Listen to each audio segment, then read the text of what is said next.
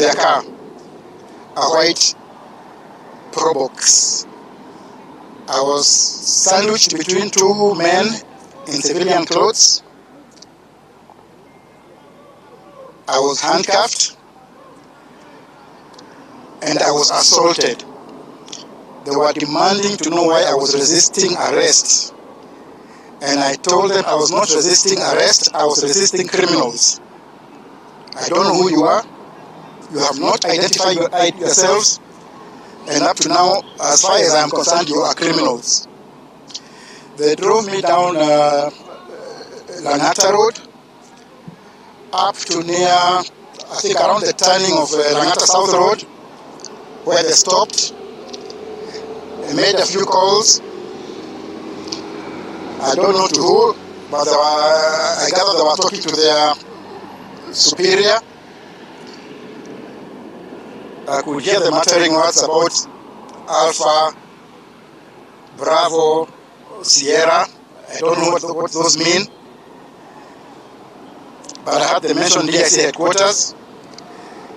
Then after some long conversations, they decided to turn back.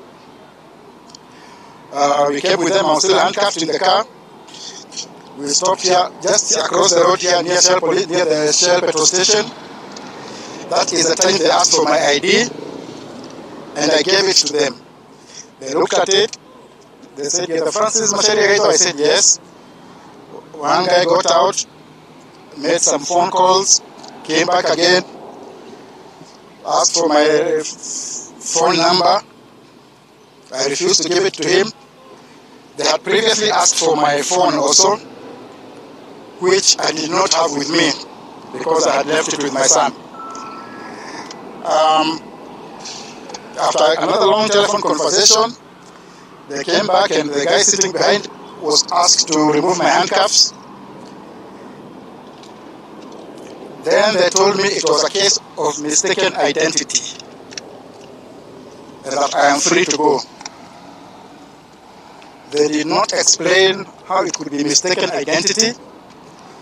They did not explain how they could have trailed me right from my home or near my home if it was indeed a case of mistaken identity.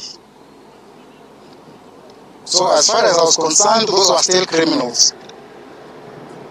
Anyway, they brought me back to Karen police station from where they had abducted me in the first place, and they went away. They were telling me now I can go home. But I said, no, I'm not going home. First, I will report an attempted abduction. This is a criminal offense. So I have already recorded an incident, reported a crime. It is in the occurrence book. Now I am waiting to write a statement. They have been telling me to go to DCI headquarters to report there, but I said no, the incident happened here within the presence of Karen police station. So any statement I write, I will write it here at Karen police station. I got a call from the OCPD Langata.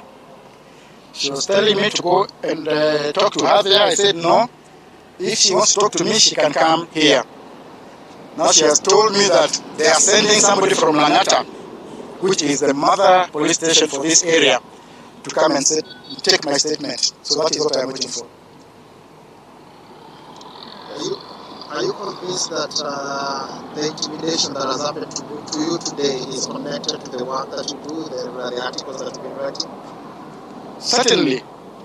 As we have seen all these abductions, I am not the first media person to be abducted or to be arrested. It is clear that all these things are connected, that the police are operating outside the law to arrest, intimidate, harass innocent people. And on this, we must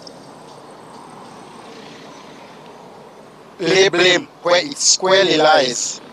That is on the government of Kenya, on the National Police Service, on the Inspector General of the National Police Service, on the Director of DCI, and all the officers who are carrying out these rogue activities. And I think what I have to say is that we cannot sit back and allow Kenya to descend into a lawless state. And therefore, it is the duty of all who have been subjected to this kind of intimidation to follow up and to seek legal redress. How are you feeling after this awful experience? It is extremely traumatizing, because when you are abducted by unknown people who do not identify themselves, when I asked them to identify themselves or who they are, their response was that they have a Subaru, therefore I should know they are policemen, and that they have guns, therefore I should know they are policemen.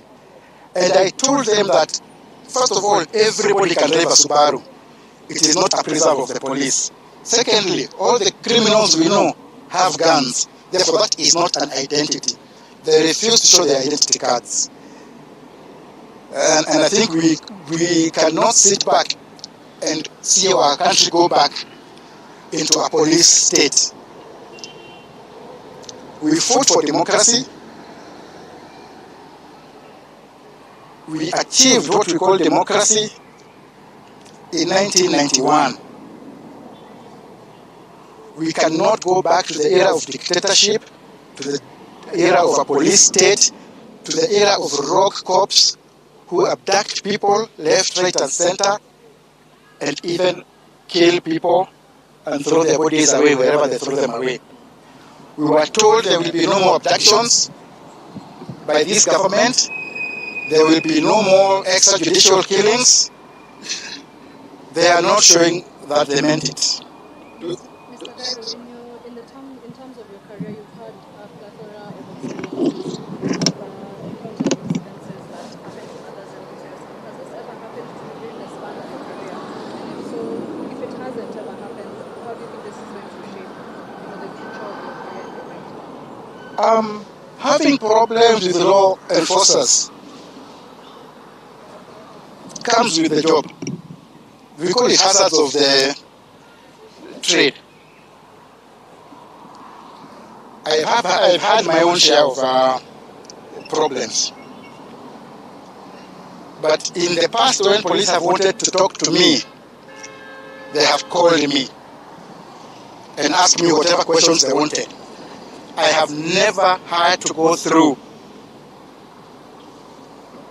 abduction, kidnapping by people who I do not know whether they are police or whether they are terrorists.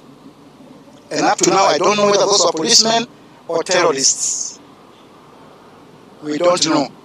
So we will be demanding a proper accountability, a proper explanation from all those who are responsible and who claim that they are in charge of security in Kenya.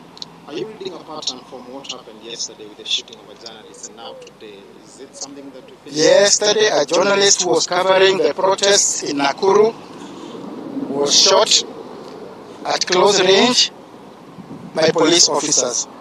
We have had many other cases of journalists being mistreated and beaten.